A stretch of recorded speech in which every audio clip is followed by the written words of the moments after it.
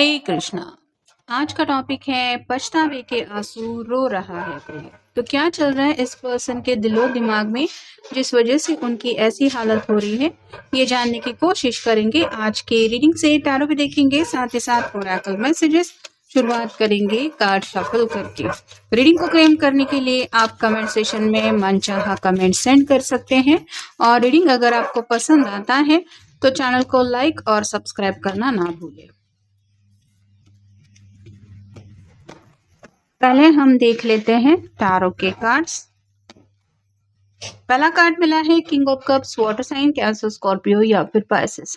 इस पर्सन को दिखाई दे रहा है कि उनके सामने प्यार का ऑफर तो था, मतलब इनकी जिंदगी में प्यार नहीं आ रहा था या फिर ये प्यार नहीं पा सकते थे, ऐसी तो हालत नहीं थी। लेकिन जैसे इस कप को ऑफर करना चाहिए या फिर सामने वाले पर्सन का प्यार का कप का ऑफर स्वीकारना चाहिए, तब कहीं आप टू ऑफ कप की एनर्जी में जुड़ सकते हैं। और इस पर्सन ने अगर किसी वजह से इस प्यार को स्वीकारा नहीं था या फिर आप कह सकते हैं अपनी तरफ से प्यार का इजहार करने में काफ़ी ज़्यादा वक्त लगाया था, अभी भी अगर ये सोच में ही डूबा हुआ है, मतलब ये दोनों हाथ इसके खाली है, तो वैसे ही उनको भी लग रहा है कि मुझे भी ज़िंदगी में प्यार मिल सकता था या प्यार की घड़ियाँ मेरी ज़िंदगी में भी खुशियाँ ला सकती थी, लेकिन मैंने वो अपॉर्चुनिटी को ध्यान में नहीं लिया। और फिलहाल जो अकेलापन इनको महसूस हो रहा है वही इनके पछतावे की वजह हो रहा है। टू ऑफ हैंड्स का कार्ड बताता है फायर साइन को एरीज, लियो, सैजिटेरियस। ये पर्सन जो है वो हमेशा आगे बढ़ने से पहले सोच में बहुत ज़्यादा डूब जाता है। मतलब इनकी थोड़ी सी आदत ऐसी है कि अपने फायदे नुकसान के बारे में ये पर्सन सबसे ज़्यादा सोचता है। अगर सामने वाला पर्सन मुझे चाहता है, मेरे साथ ज़िंदगी में आगे बढ़ना चाहता है, तो क्या वो मेरे लिए सही है? ये जो पर्सन है वो अगर मेरी ज़िंदगी में आ जाता है तो मुझे क्या फ़ायदा हो सकता है, ये पहले ज़्यादा वो सोचते हैं। यानी कि सेंटर स्टेज पे कहीं ना कहीं ये जो पर्सन है वो अपने आप को ज़्यादा रखते हैं। और इसीलिए सामने वाला पर्सन अगर इनके साथ आगे बढ़ने के लिए तैयार है, ये पता होता भी है, तो भी ये पर्सन अपना वक्त लेते हैं। और जब तक इनका मन नहीं तैयार होता तब तक ये किसी की भी बातें नहीं सुनते। तो सोचने में ही शायद इनकी ज़िंदगी में काफ़ी ज़्यादा समय इन्होंने गंवा दिया है। और जैसे कहते हैं कि वक्त किसी के लिए नहीं रुकता, वैसे ही आज जब वक्त बदलता हुआ इनको कुछ एहसास करा रहा है तो ये पर्सन पछता रहे हैं। डेविल का कार्ड है, कैप्रिकॉर्न का आपका या उनका साइन हो सकता है। ये जैसे कंट्रोल इश्यूज को लेके भी बात हो सकती है, और जैसे इसके मन में किसी बात को लेके डर है, आगे फायर है, मतलब आग के दरिया से कूद के आगे जाना है, ऐसे शायद कुछ इनकी फिलॉसफी है। और इनको यही लग रहा था कि इस रास्ते पे मैं शायद आगे बढ़ूंगा तो पता नहीं मुझे क्या मिलेगा। तो ये श्योर नहीं थे, कहीं ना कहीं आगे बढ़ने को लेके अपने आप को कंट्रोल कर रहे थे किसी बात को लेके, तो इनके मन में काफ़ी ज़्यादा डर था। और इस डर ने ही उनको ज़िंदगी में आगे बढ़ने से, प्यार के रास्ते पे चलने से, या फिर आप कह सकते हैं ज़िंदगी में खुशियाँ हासिल करने से हमेशा रोका है। ये बात उनको जब रियलाइज़ हो रही है कि मैं खामखा ही डर रहा था या फिर मेरे डर ने मेरे ऊपर जीत हासिल की, तो इनको वो बात बहुत ज़्यादा बुरी लग रही है। अगला कार्ड है जजमेंट का।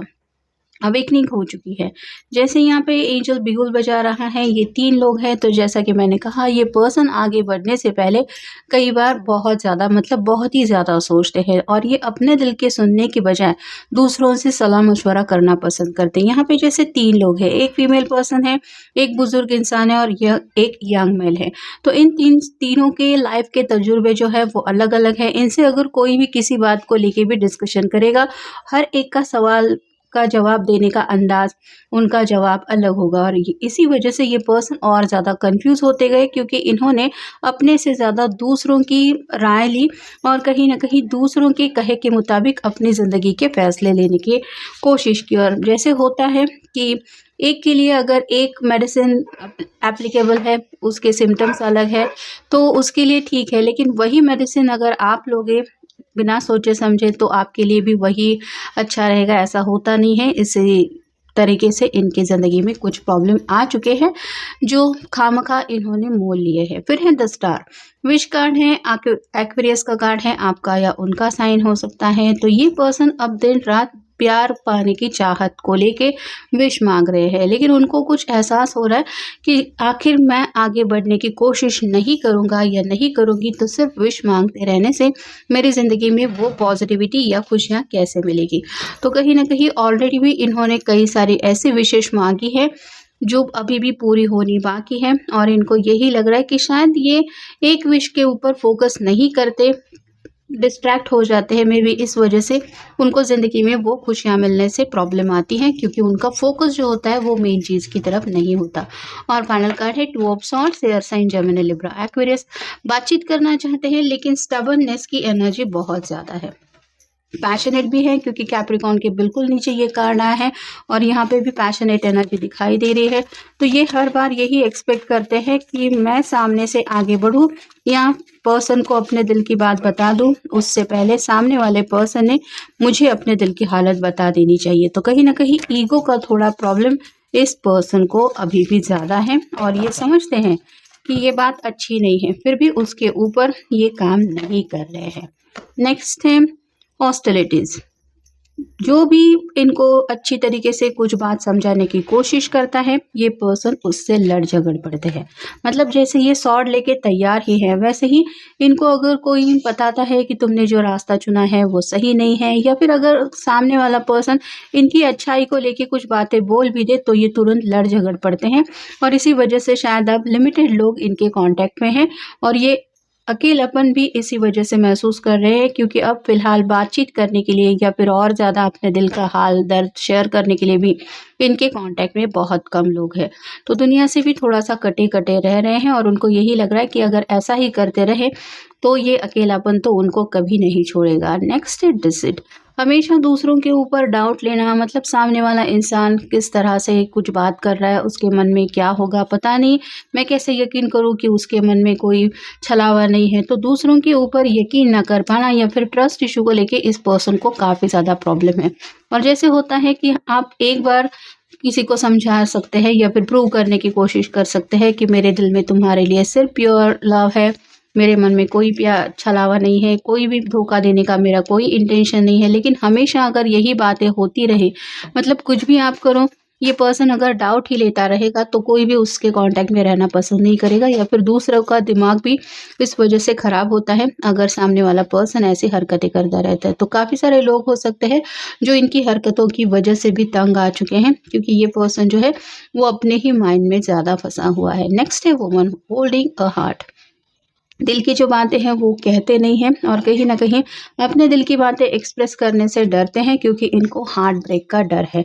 और आप दिल खोल के किसी से बात ही नहीं करेंगे, किसी से प्यार का इजहार नहीं करेंगे, किसी से प्यारी बातें नहीं करेंगे, प्यार से कनेक्ट होने का आपका मन नहीं करेगा, तो आप खुद ही सोच सकते हैं कि कितने लोग होंगे जो आपसे प्यारी बातें करने के लिए या फिर आपसे प्यार की एनर्जी में कनेक्ट होने के लिए आगे आएंगे। इनके फैमिली वाले भी हो सकता है इनसे ज़्यादा बातचीत नहीं कर पाते, क्योंकि ये उनसे भी हार्ट टू हार्ट कॉन्वर्सेशन नहीं करते।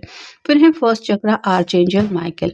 अगर आप मैनिफेस्टेशन कर रहे हैं, मतलब सच्चे दिल से, अगर आज इतनी खूब खामियों के बावजूद भी आपको लगता है कि ये पर्सन आपको अपनी ज़िंदगी में चाहिए, तो कहीं ना कहीं आपका मैनिफेस्टेशन रंग लग रहा है, क्योंकि अवेकनिंग के बिल्कुल ऊपर ये कार्ड आया है फर्स्ट चक्रा।